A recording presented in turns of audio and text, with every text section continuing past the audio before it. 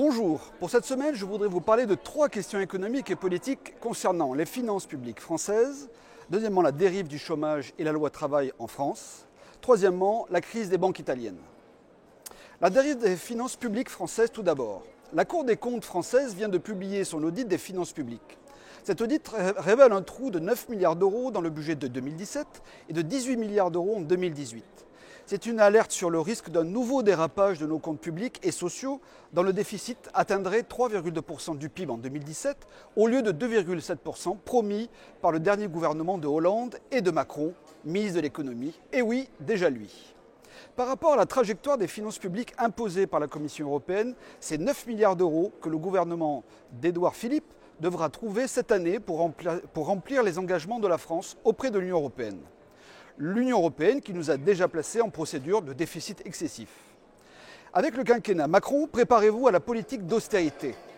Parce que rappelons-nous que Emmanuel Macron a promis pendant la campagne présidentielle un déficit public sous le seuil des 3% du PIB tout au long de son quinquennat.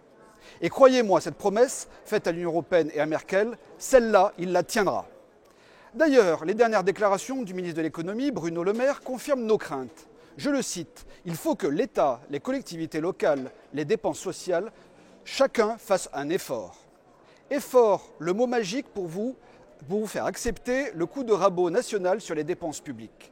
Ça ira mieux après, vous verrez, sauf que les lendemains sont toujours pires que la veille.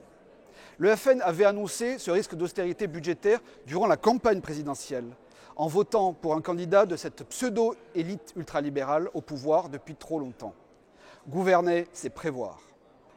La dérive du chômage et la loi travail.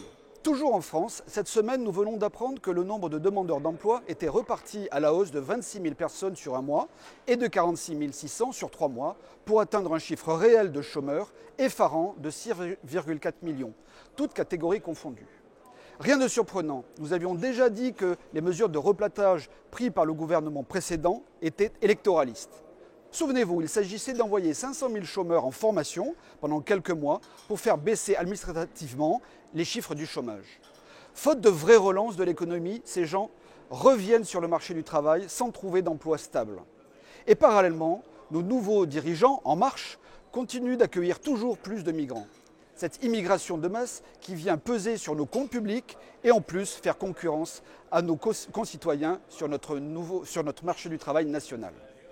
L'Europe de Bruxelles, le MEDEF, le gouvernement, tous les euromondialistes nous disent que la meilleure manière d'inciter les entreprises à recruter, c'est de casser le code du travail par une réforme structurelle. Je vous garantis que les licenciements auront bien lieu. Les entreprises ont encore des plans de dégraissage dans leur carton qui attendent juste la nouvelle législation Macron. Mais aucune chance qu'elles recrutent des emplois stables en CDI. Au nom de la compétitivité perdue, nos entreprises ne recruteront plus d'emplois marchands. Un euro trop cher pour la France, des charges trop élevées et des impôts trop lourds minent le tissu économique français. La seule solution est d'adopter un modèle de patriotisme économique et d'indépendance financière nationale pour réindustrialiser la France et créer des usines et surtout des emplois. La crise des banques italiennes. Depuis de nombreux mois, nous vous alertons sur la situation dramatique du secteur bancaire italien et de la menace qu'il fait peser sur l'ensemble du système bancaire de la zone euro. Les faits nous donnent une fois de plus raison. Le sauvetage des banques régionales de Vénétie, concocté par l'État italien, et la banque Intesa San Paolo, va permettre d'épargner les déposants, mais à quel coût? Et pour combien de temps? Près de 3 900 salariés invités à s'en aller. Environ 5 milliards d'euros d'argent public injectés et 12 milliards de garanties publiques émises. Cette nouvelle opération de sauvetage impliquant l'État italien confirme ce qui a toujours été notre diagnostic. Les règles de l'union bancaire qui laissent les banques, leurs actionnaires et leurs déposants se débrouiller en cas de crise ne peut pas fonctionner sans créer une crise encore plus grave. Avis aux Français, vigilance sur vos banques et sur vos assurances-vie. Et en bref, je vous signale le sauvetage de Toshiba par l'État japonais face à des offres étrangères. Toshiba devrait vendre son activité puce électronique pour 16 milliards d'euros environ. Preuve en est que le patriotisme économique existe dans les autres grandes puissances mondiales. Enfin, il faut que la France prenne très au sérieux le risque économique des récentes cyberattaques. Ces crimes informatiques vont entraîner des préjudices financiers et des pertes d'exploitation considérables. La guerre informatique, c'est aussi du terrorisme. À bientôt.